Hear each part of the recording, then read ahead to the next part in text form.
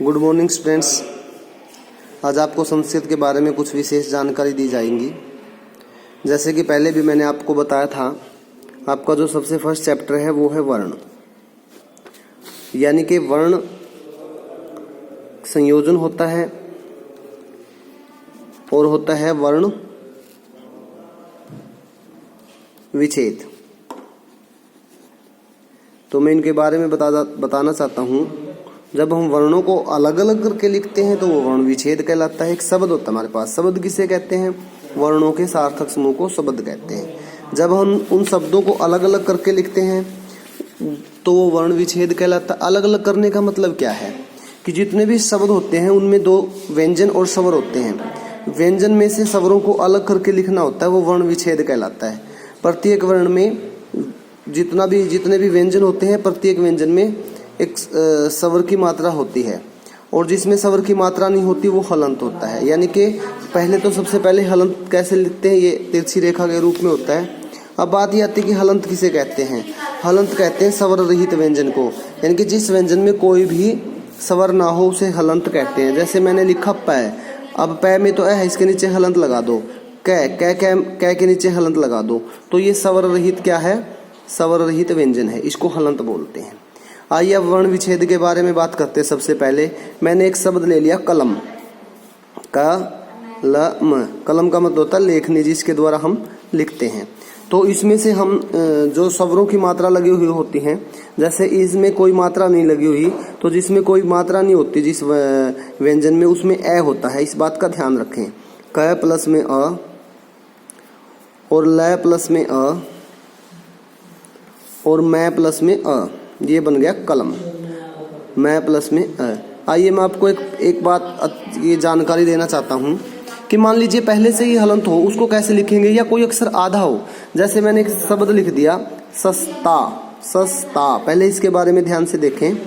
ये जो मैंने सस्ता शब्द लिखा है, इसमें जो स है, इसमें कोई स्वर नहीं है, तो इसको कैसे इसका वर्ण विच्छेद करेंगे? जैसे स को हलंत लगाएंगे, स को हलंत लगाने से बाहर निकलेगा अ। अब उसके बाद फिर स में क्या है? इसका स को पूरा लिखो, हलंत लगाओ, इसमें कोई स्वर है ही नहीं, तो इसको हम ऐसे लिखते हैं, ध्यान रखना। उसके बाद ता को कैसे आएगा? तय में हलंत लगाया, उसके बाद आ गया आ, ये बन गया सस्ता। इसके प्रकार से जैसे पहले से किसी में हलंत लगा हुआ हो, जैसे कम लम, यहाँ मैं पहले से ही हलंत है। अब इसका क्या होगा? इसको किस प्रकार से लिखेंगे? कमलम में क्या है? क में भी अह, सभी में अह। कमलम, मैं को हलंत लगाएंगे, उसमें से भी बाहर अ आएगा, और फिर ल को हलंत लगाएंगे, कमलम, ल में भी ए आएगा। उसके बाद है मैं को हलंत है पैसे, तो इसको ऐसे ही छोड़ देंगे। तो ये वर्ण विच्छेद हो गया कमलम। 4 तरह के वर्ण विच्छेद हैं जिसमें ज्यादातर बच्चों को दिक्कत आती है उनके बारे में, क्योंकि उसमें 2 व्यंजन होते हैं। आइए वो देखते हैं कि वो वर्ण विच्छेद कौन से हैं। अक्षय होता है, जैसे हमारा ये क और से मिलकर के बनता है अक्षय। यदि यहाँ पे हलंत हो तो हम इसको ऐसे लिखेंगे, अक्षय, क प्लस में स। अगर हलंत ना हो, अक्षय ऐसे कंप्लीट हो, तो हम इसको लिखेंगे क प्लस में स और प्लस में अ। इसी प्रकार से तय और से बनता है त्रय। तो त्रय को के लिए क्या करते हैं हम? पहले लिखेंगे तय और फिर लिखेंगे र। अगर इसके नीचे हलंत है तो इतना ही छोड़ देंगे, अगर हलंत नहीं है तो इसमें से निकलेगा बाहर। तो ये त्रय का वर्ण विच्छेद है। उसके बाद झ, इसको झ बोलते हैं। ये किससे बनता है? ये बनता है जय और ये से, झ, और उसके बाद होता है अ, झ।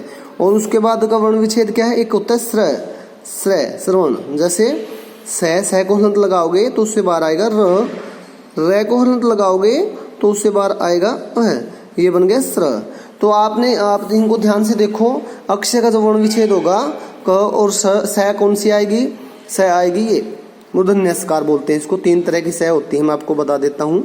एक होती है ये वाली स, जिसको दंत्यस्कार बोलते हैं, यानी कि जिसका उच्चारण दांतों के द्वारा किया जाता है। और एक ये स होती है जिसको तालव्यस्कार बोलते हैं, जिसका उच्चारण तालु के द्वारा किया जाता है, तालव्यस्कार इसको बोलते हैं। और एक ये स होती है जिसको आप षटकोण वाली बोलते हो, इसको मूर्धन्य सकार कहते हैं, षटकोण वाली नहीं कहते, मूर्धन्य सकार, इसका उच्चारण मूर्धन्य होता है। इसी प्रकार आगे आता है त्रय, त्रय में तय और र के बाद अ, उसके बाद झ में य और फिर अ, और उसके बाद श्रय, स में र के बाद अ।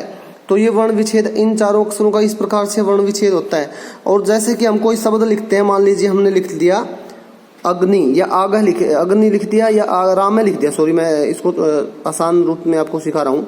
इसके बाद में क्या है, विसर्ग है। विसर्ग को क्या करेंगे हम, रे को हलंत लगाएंगे, उसमें से आएगा आ। देखो वही व्यंजन स्वर बाहर निकालना है जिसकी आवाज आ रही है, र अ रो।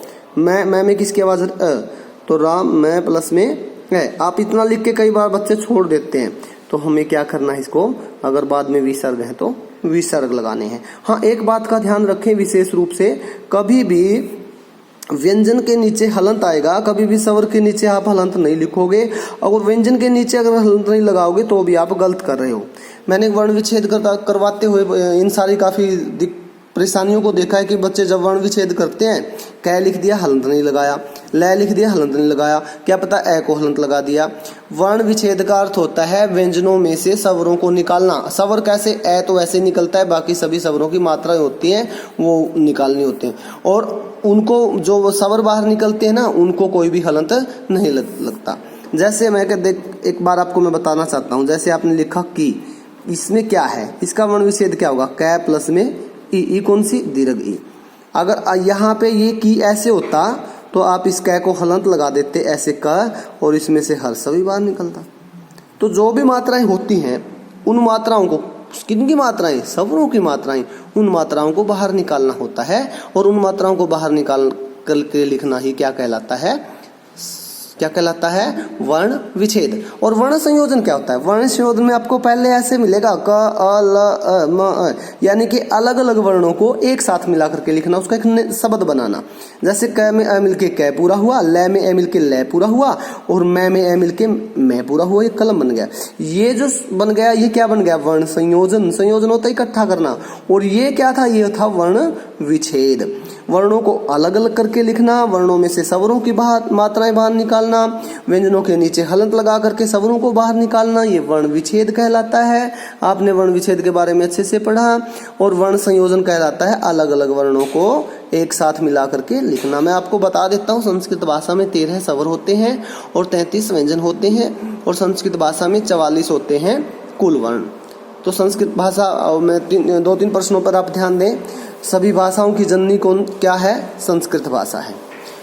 ये प्रश्न आप ध्यान में रखें कि सभी भाषाओं को जन्म देने वाली भाषा कौन सी है, संस्कृत। संस्कृत भाषा में सम उपसर्ग होता है और क्री धातु होती है। क्री का अर्थ होता है करना।